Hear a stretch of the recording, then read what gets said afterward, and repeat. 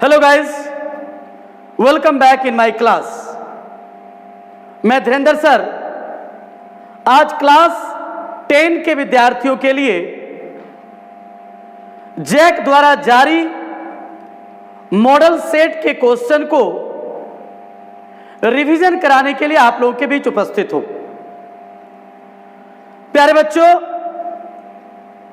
जो भी model set Jack ने आप लोगों के लिए जारी किया है, टॉपिक वाइज मैं सारे क्वेश्चंस को एक्सप्लेनेशन सहित आपको एक बार फिर से अपने YouTube चैनल के माध्यम से रिवीजन कराने का प्रयास करूंगा। तो चलिए, इसी कड़ी में आज मैं आप लोगों के लिए वॉइस से रिलेटेड सारे क्वेश्चंस को लेकर आपके बीच उपस्थित हूं। आज मैं केवल आपके मॉडल क्वेश्चन में जितने वॉइस से रिलेटेड क्वेश्चन दिए गए हैं उसी को मैं एक्सप्लेनेशन सहित सॉल्व करने का प्रयास करूंगा। जितने भी विद्यार्थी मुझसे जुड़ रहे हैं, मैं आपसे रिक्वेस्ट करूंगा कि अभी तक अगर आपने मेरे चैनल को सब्सक्राइब नहीं किया है तो प्लीज आप मेरे चैनल को सब्सक्राइब करें और आइकन बेल बटन को आप जरूर दबा लें ताकि मेरे द्वारा बनाए गए सारे वीडियो का नोटिफिकेशन आपको मिल सके। जब हम वॉइस की बात करते तो मैं पहले ही बता देना चाहूंगा, जो अभी मेरे चैनल से जुड़ रहे हैं, मैं वॉइस को सिलसिलेवार तरीके से अपने YouTube चैनल पर पढ़ाया है। सबसे पहले तो मैं चाहूंगा आप उन वीडियोस को देख लें। उनमें से एक समरी ऑफ वॉइस नामक मैंने वीडियो बनाया है। अगर उस एक मात्र वीडियो को अगर आप देख लेंगे तो वॉइस का कॉन्सेप्ट आपको क्लियर पता चल जाएगा। लेकिन वॉइस पढ़ाने से पहले आप लोगों से मैं रिक्वेस्ट करना चाहूंगा कि सारे विद्यार्थियों को सबसे पहले टेंस पर कमांड होना चाहिए, तभी आप ग्रामेटिकल कोई भी आइटम्स को बढ़िया से समझ सकते हैं। थोड़ा सा मैं आपको समझा दूं कि एक्टिव को पैसिव में बदलने के 4 फंडामेंटल रूल्स हैं। आप जानते हो कि वॉइस ट्रांसफॉर्मेशन के अंदर आता है, और जब हम ट्रांसफॉर्मेशन की बात करते हैं तो हमें 2 प्रकार के रूल्स को पढ़ना होता है, एक जनरल रूल्स और एक स्पेशल रूल्स।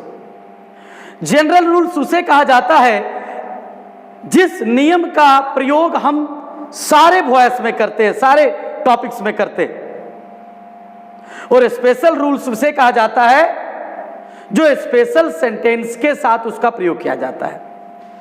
तो यह है आपका जनरल रूल्स 4। एक्टिव वॉइस के सब्जेक्ट को पैसिव में ऑब्जेक्ट तथा ऑब्जेक्ट को सब्जेक्ट में बदल देते हैं। पहला काम हर विद्यार्थी को पता है कि आप वॉइस को कैसे बदलते हो, तो सब्जेक्ट को ऑब्जेक्ट बना देते हो, ऑब्जेक्ट को सब्जेक्ट बना देते हो। सेकेंड रूल, अगर सेंटेंस में कोई हेल्पिंग वर्ब मौजूद नहीं रहे तो वैसे वाक्य में हम अपने मन से हेल्पिंग वर्ब का प्रयोग करते हैं। ध्यान रहे, इस हेल्पिंग वर्ब में डू, डज और डिड, आपको पता है कि 24 हेल्पिंग वर्ब होते हैं। तो अगर सेंटेंस में डू, डज, डिड के अलावा ऑलरेडी अगर कोई हेल्पिंग वर्ब का प्रयोग किया गया हो तब तो वाक्य में वही हेल्पिंग वर्ब का प्रयोग होगा। लेकिन आपको पता है कि सिंपल प्रेजेंट तथा सिंपल पास्ट के अफर्मेटिव सेंटेंस में कोई हेल्पिंग वर्ब का प्रयोग नहीं होता है, इसलिए उन वाक्यों को पैसिव में बदलने के लिए हम अपने मन से हेल्पिंग वर्ब का भी प्रयोग करेंगे। रूल नंबर 3, एक्टिव वॉइस में वर्ब चाहे किसी भी रूप में क्यों न हो उसे हम V3 में बदल देते हैं, यह आपको पता है। And rule number 4, generally passive voice में ऑब्जेक्ट के पहले बाय प्रीपोजिशन का प्रयोग करते हैं। प्यारे बच्चों, मैंने आप लोगों को बताया था कि पूरा वॉइस बी का खेल है। यानी जब हम एक्टिव से पैसिव में चेंज करते हैं तो जो स्पेशल रूल होता है वो बी होता है। बी एक वर्ब है, V1, V2, V3, V4, V5। Passive voice बिल्कुल इजी है। अगर आप बी को समझ लें तो समझिए आपका पैसिव वॉइस हो गया। पैसिव वॉइस को जब हम चेंज करते हैं तो सारे वाक्य में वर्ब के पहले हम बी के रूप को लगाते। तो किस सेंटेंस में बी के किस रूप को लगाएंगे, ध्यान दीजिएगा। इसके लिए हम उस सेंटेंस के वर्ब को देखते। ध्यान रहे, एक्टिव सेंटेंस के वर्ब को देखकर हम यह डिसाइड कर लेंगे कि उसमें बी का कौन सा पार्ट यूज होगा। अगर ऑलरेडी वाक्य में V1 हो और उसमें अगर हेल्पिंग वर्ब नहीं हो तो आर लगाएंगे। V2 रहे तो वाज और वेयर लगाएंगे। V3 रहे तो वर्ब के पहले बीन लगाएंगे। V4 रहे तो वर्ब के पहले बीइंग लगाएंगे। और वाक्य में अगर V5 रहे तो उसके पैसिव में आप इज या एम लगाएंगे, इज एम आर लगाएंगे। ये अगर आप समझ गए तो अब आगे आपको कोई प्रॉब्लम वॉइस को बनाने में नहीं होगा। थोड़ा सा मैंने ब्रीफ इंफॉर्मेशन आपको वॉइस को दिया। अब चलिए मैं मॉडल सेट 1 के सारे क्वेश्चंस को पहले समझाने का प्रयास करता हूं। सेट नंबर 1 में 20 नंबर एक क्वेश्चन है। आप अपने सेट को देखेंगे। मैं चाहूंगा तमाम सारे विद्यार्थियों के पास जो भी मॉडल सेट 1 to 4 जारी किया गया है, आप किसी भी कंप्यूटर हाउस में जाकर के आप उन चारों सेट को प्रिंट करा करके घर ले आइए। मैं आपको यकीन दिलाता हूं अंग्रेजी में आपको कभी कोई प्रॉब्लम नहीं होगा अगर आप रेगुलरली मेरे वीडियो को वॉच करेंगे तो। क्योंकि लॉकडाउन के कारण अभी सारे क्लासेस ऑफलाइन बंद कर दिए गए हैं।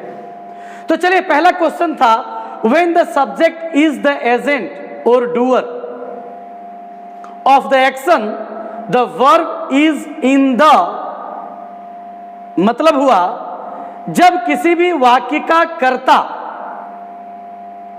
यानी किसी भी वर्ब का कर्ता करने वाला हो यानी कर्ता हो तो वर्ब किस वॉइस में रहता है। प्यारे बच्चों, आप लोगों को पता है एक्टिव का मतलब होता है कर्तरी वाच्य और पैसिव वॉइस का मतलब होता है कर्मवाच्य।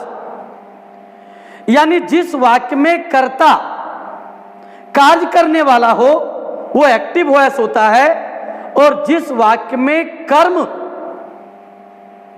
वाक्य का कर्ता हो वो पैसिव वॉइस होता है। तो ये तो बड़ा सिंपल क्वेश्चन है कि अगर वाक्य का कर्ता डूअर हो तो वर्ब किस वॉइस में होगा, तो definitely A is the right answer, in active voice. बिल्कुल क्लियर हो गया होगा। Next question, question number 28, Ram killed a tiger, ये दिया हुआ है। चलिए आप कैसे बनाओगे, तो कोई भी वॉइस को बनाने के लिए सबसे पहले आप सब्जेक्ट वर्ब ऑब्जेक्ट में उसको कन्वर्ट करेंगे। पहला नियम क्या है कि ऑब्जेक्ट को सब्जेक्ट, यानी इसका आंसर क्या होगा, इसका आंसर आप जब अपने से बना लोगे तो ऑब्जेक्ट को आपने सब्जेक्ट बना दिया, ये टाइगर। इस वाक्य में V2 है, कोई हेल्पिंग वर्ब नहीं है, यानी इसमें आप क्या लगाएंगे, वाज या वेयर। तो टाइगर के साथ क्या लगाओगे, वाज, यानी 2 नंबर आपने हेल्पिंग वर्ब दे दिया। तीसरा, रूल है कि आप वर्ब को चेंज करेंगे तो वर्ब चाहे किसी भी रूप में क्यों ना हो उसको V3 में बदल देंगे, तो V2 और V3, यानी जिस भी वर्ब में ईडी लगा रहे उसका V2 और V3 एक होता है। तो इसका V3 होगा किल्ड, और सब्जेक्ट को आप बाय के द्वारा जोड़ दें, बाय राम। ये हो गया आपका answer, a tiger was killed by Ram. अब आप अपने सेट में ढूंढेंगे कि ऑप्शन नंबर कितने में ये दिया गया है, तो आप देखोगे इसका आंसर है option number C is the right answer. A tiger was killed by Ram. Next question, he is reading a letter. यहां भी आप subject, helping verb, verb, object पहले आप चुन लें, फिर आप क्या करोगे, ऑब्जेक्ट को सब्जेक्ट बनाओगे, यानी आंसर क्या होगा, ए लेटर आप बना दोगे आगे। उसके बाद क्या करेंगे, हेल्पिंग वर्ब ऑलरेडी दिया हुआ है तो आप हेल्पिंग वर्ब दोगे, इज। अब मैंने कहा था किस पैसिव वॉइस में बी का कौन सा रूप लगेगा, ये वर्ब डिसाइड करेगा। यानी इस वाक्य में रीडिंग है V4, तो V4 बी का क्या है, बीइंग। तो बस वर्ब के पहले स्पेशल रूल के तहत आप बीइंग का प्रयोग कर दें, यानी अ लेटर इज बीइंग। अब ये जो रीड है इसका V3 red, read red red, V3 एक ही होता है। अब बाय हिम, तो इसका आंसर क्या हो गया, a letter is being read by him. मुझे लगता है कि बच्चे आप लोग एंजॉय कर रहे हैं। अगर चारों प्रैक्टिस सेट अगर आप मेरे साथ बना लेंगे चारों मॉडल का, तो लगता है, तो मुझे उम्मीद है कि वॉइस से रिलेटेड आपके सारे डाउट्स क्लियर हो जाएंगे। मैं चाहूंगा आप पहले इसका स्क्रीनशॉट ले लीजिए, क्योंकि आप लोगों के लिए मॉडल सेट 2 में जितने भी क्वेश्चन हैं उसको मैं एक्सप्लेन करूंगा। तो चलिए अब मैं मॉडल सेट 2 में जो क्वेश्चन दिए गए हैं उसको लेकर मैं आपके बीच हाजिर हूं। क्वेश्चन नंबर 23, फिर से मैं एक बार बता दूं, आप सबों के पास मॉडल सेट का क्वेश्चन जरूर होना चाहिए, तभी आप एंजॉय करेंगे मेरे क्लास को। मॉडल सेट 2 में दिया हुआ 23 नंबर क्वेश्चन में she was writing a letter change into passive voice. चलिए यहां भी हम लोग क्या काम करेंगे, पहले आप सब्जेक्ट चुन लीजिए, फिर आप हेल्पिंग वर्ब, वर्ब, ये हो गया ऑब्जेक्ट। अब इसका आंसर जब हम बनाएंगे तो आपको पता है कि पहला नियम है कि ऑब्जेक्ट को सब्जेक्ट, सब्जेक्ट को ऑब्जेक्ट, यानी ये लेटर को आप आगे कर दीजिए। वाक्य में अगर ऑलरेडी हेल्पिंग वर्ब दिया गया हो तो हम अपने मन से कोई हेल्पिंग वर्ब का प्रयोग नहीं करेंगे, यानी वाज है तो वाज रख देंगे। अब स्पेशल रूल के तहत वर्ब के पहले क्या लगाना है, तो जैसा कि आपको पता है कि राइटिंग V4 है और बी का V4 बीइंग है, यानी यहां हम वर्ब के पहले बीइंग लगा देंगे। फिर तीसरा नियम क्या है, वर्ब 3 यानी राइट का V3 रिटेन। चौथा नियम क्या है कि ऑब्जेक्ट के पहले बाय प्रीपोजिशन का प्रयोग कर दें, बाय। अब ये जो सी है वो सी का ऑब्जेक्टिव रूप हो जाएगा हर। Very simple. पैसिव में क्या करोगे, पहले आप subject, helping verb, verb, object को चुन लेना, सब्जेक्ट को ऑब्जेक्ट बना देना, ऑब्जेक्ट को सब्जेक्ट बना देना। अगर वाक्य में ऑलरेडी हेल्पिंग वर्ब दिया गया है तब तो कोई बात नहीं है, उसी हेल्पिंग वर्ब को आप प्रयोग करोगे। वर्ब के पहले हमेशा एक स्पेशल रूल आपको यूज करना पड़ता है, वो बी का रूप है ना, तो उसको आप यूज करेंगे। वर्ब हमेशा के लिए V3 होता है, V3 में चेंज कर दीजिएगा, और ऑब्जेक्ट के पहले आप बाय प्रीपोजिशन का प्रयोग कर देंगे। मुझे लगता है अभी आप लोग समझ रहे हैं। चलिए नेक्स्ट क्वेश्चन, यानी 23 नंबर का ऑप्शन नंबर बी आपका राइट आंसर होगा। ऑप्शन नंबर बी, ABCD में बी आपका राइट है। जरा फिर से मैं एक बार देख लूं।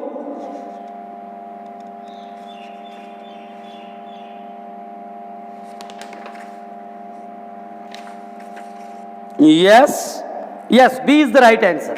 नेक्स्ट, फिर आप यहां वही करिए, सब्जेक्ट वर्ब ऑब्जेक्ट। अब यहां देख रहे हैं कि आप हेल्पिंग वर्ब नहीं है इस वाक्य में, इसका मतलब आपको अपने मन से हेल्पिंग वर्ब लगाना है। तो हेल्पिंग वर्ब भी आप कैसे डिसाइड करोगे? तो वर्ब हमेशा पैसिव में स्पेशल रूल्स के तहत हम क्या लगाएंगे, ये एक्टिव सेंटेंस का वर्ब डिसाइड करेगा। यानी V2 है तो V2 वाज और वेयर। तो चलिए यहां भी मैं ही रोट अ लेटर, इसको मैं यस अ लेटर को सब्जेक्ट बना दिए। पहला काम हमारा हो गया। दूसरा काम हेल्पिंग वर्ब यदि नहीं रहे तो इसमें क्या लगाएंगे आप देखोगे वाज या वेयर, तो लेटर सिंगुलर है तो वाज लगा दिए। तीसरा रूल क्या है, V3 यानी रोट का क्या कर देंगे आप, रिटन।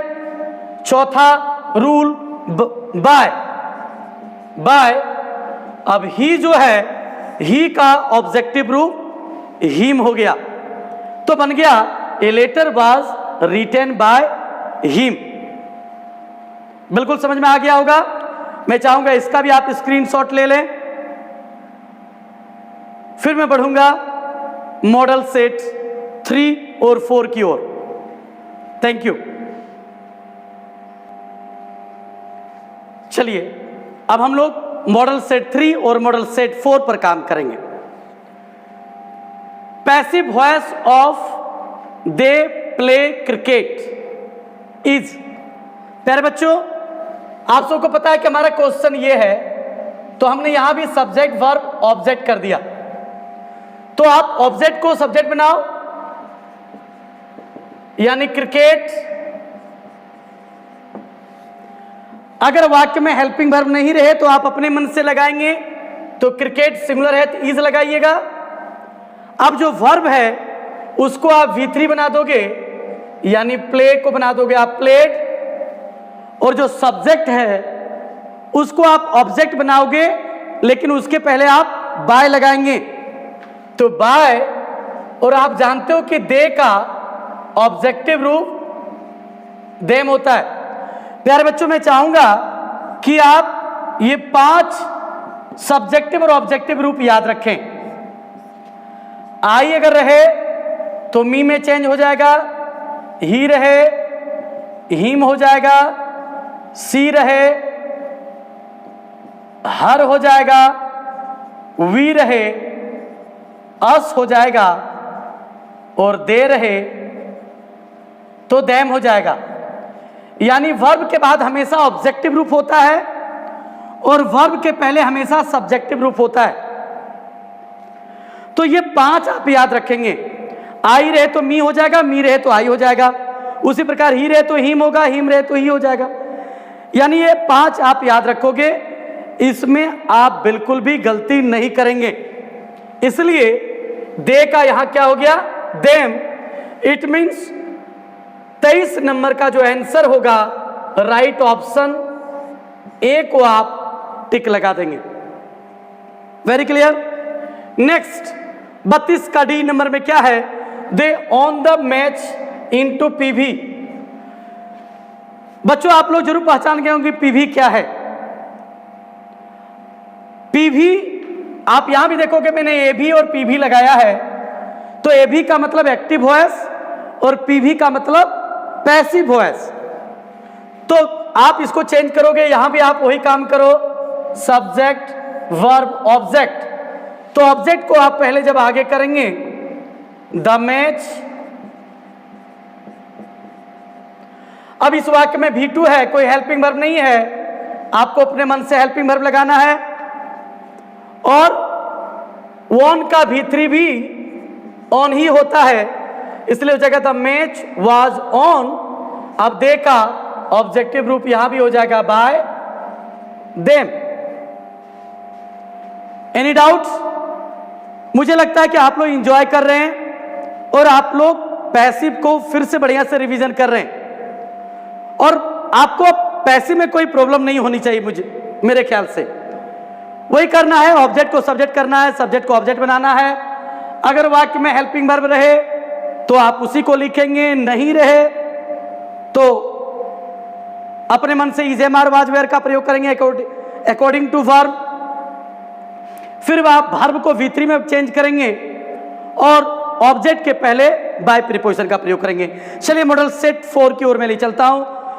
सी, यहां भी पीवी यानी passive voice of she is washing the clothes, तो subject she, helping verb is, verb washing, object the clothes. Answer कैसे होगा? तो हम ऑब्जेक्ट को आगे ले आते हैं, यानी द क्लॉथ्स आगे आ गया। इस वाक्य में हेल्पिंग वर्ब इज है लेकिन क्लॉथ्स प्लुरल है, इसलिए इसके साथ हेल्पिंग वर्ब आप आर लगा देंगे। ध्यान रहे हेल्पिंग वर्ब का प्रयोग हमेशा सब्जेक्ट के अनुसार करेंगे। यह नहीं कि जो एक्टिव में दिया हुआ है उसी को ज्यों का त्यों उतार देंगे। अगर हमारा सब्जेक्ट चेंज हो गया है नंबर के अनुसार तो हमारा हेल्पिंग वर्ब भी चेंज हो जाएगा, इसलिए इज को हमने आर कर दिया। अब वॉशिंग V4 है तो बी का V4 बीइंग, तो बीइंग हमने लगा दिया। वॉश का V3 ईडी लगा दिया, वॉश्ड बाय हर। ध्यान रहे बच्चों, पैसिव वॉइस को बनाने के लिए हर विद्यार्थी को कम से कम V1, V2, V3 की जानकारी होनी चाहिए। लेकिन बाय द वे अगर आप किसी वर्ब का V3 नहीं जान रहे हैं और अगर आपको वॉइस चेंज करना हो तो ये कहा जाता है, ये कहावत भी है कि वर्ब में अगर आप ईडी लगा दीजिए तो वो V3 हो जाएगा, क्योंकि जनरली वर्ब में ईडी लगने से ही V2 और V3 बनता है। यह बिल्कुल सब जगह सही नहीं साबित होगा, गो को हम गो एड नहीं कर सकते हैं, बट अगर एग्जाम में अगर आप मिस कर रहे हैं, अगर आपको वर्ब 3 नहीं आ रहा है और अगर आप ईडी लगा देते हैं तो एग्जामिनर इस बात को कंसीडर कर लेता है कि बच्चे को कॉन्सेप्ट पता है लेकिन उसको V3 की जानकारी नहीं थी, तो आप ईडी लगा करके काम निकाल लेंगे। तो क्या हो गया? The clothes are being washed by her, यानी 22 नंबर का ऑप्शन जो है वो बी आपका सही ऑप्शन है, उसको आप राइट करेंगे। कुछ क्वेश्चन मल्टीपल चॉइस का होता है जिसमें ABCD दिया जाता है, उसमें आपको केवल आंसर ABCD के रूप में देना है, और कुछ आपको चेंज करने के लिए दिया जाता है। जैसे यहां देखिए जिसको चेंज करने के लिए दिया है, my mother कुक्स food into PV, PV मतलब पैसिव वॉइस, तो आप इसको चेंज करेंगे, यानी माई मदर सब्जेक्ट, ये वर्ब, ये ऑब्जेक्ट, यानी आप क्या करेंगे? फूड को सब्जेक्ट बनाएंगे, कोई हेल्पिंग वर्ब नहीं है, इज हेल्पिंग वर्ब आप अपने मन से लगा दीजिए, जो वर्ब है उसको आप V3 में चेंज कर दीजिए बाय माई मदर। फिर से ध्यान रखेंगे, जहां हेल्पिंग वर्ब नहीं दिया रहता है वहीं हम अपने मन से हेल्पिंग वर्ब का प्रयोग करते हैं, और अपने मन से केवल हम is, am are, was, were का ही प्रयोग कर सकते हैं। बाकी अगर हेल्पिंग वर्ब दिया गया है तो फिर हम उसी के अनुसार चेंज करते हैं। एक चीज और याद रखना है, अगर पैसिव वॉइस में डू डज डिड के रूप में, एक्टिव वाक्य में डू डज डिड के रूप में हेल्पिंग वर्ब दिया गया हो तो याद रखेंगे डू डज डिड का प्रयोग पीवी में नहीं होता है, यानी उस वाक्य में हेल्पिंग वर्ब रहने के बावजूद भी आपको उन हेल्पिंग वर्ब को रिमूव कर देना पड़ेगा, और डू डज डिड के जगह भी इज, एम आर और वाज, वेयर का ही आप प्रयोग करेंगे। तो चलिए आप इसका भी स्क्रीनशॉट ले लीजिए। मुझे लगता है कि मैंने मॉडल सेट 1, 2, 3 और 4 से रिलेटेड जितने भी पैसिव से रिलेटेड क्वेश्चन हैं, मैं उसको आपको एक्सप्लेनेशन सहित समझाने का प्रयास किया। मुझे उम्मीद है कि अब आप लोगों को पैसिव में कोई प्रॉब्लम नहीं होगा। फिर भी अगर कोई प्रॉब्लम होता है तो आप कमेंट बॉक्स में आप अपनी प्रॉब्लम को मुझे शेयर करेंगे, या अगर मल्हारा स्कूल के अगर विद्यार्थी हैं तब तो आप तो सब कुछ जानते ही हैं, आपको पता है कि कहां आपको क्वेश्चन पूछना है। हमारा जो स्कूल का ग्रुप बना है वहां कोई भी क्वेश्चन आप रेज कर सकते हैं। लेकिन अगर दूसरे स्कूल के विद्यार्थी अगर हमारे भी इस वीडियो को देख रहे हैं तो आप नोट कर लें मेरा व्हाट्सएप नंबर है 9431370412। आप इस पर जाकर के व्हाट्सएप पर भी आप मुझे अपनी समस्या को शेयर कर सकते हैं और आप मुझे बताएंगे कि आप किस स्कूल के छात्र हैं। अपने स्कूल के साथ साथ जिले के सारे स्कूल के विद्यार्थियों की अंग्रेजी की रिस्पॉन्सिबिलिटी मैं लेता हूं यदि आप मुझसे जुड़ते हैं। Thank you. बस लगे रहिए, घर में रहिए, सेफ रहिए, सुरक्षित रहिए। जय हिंद।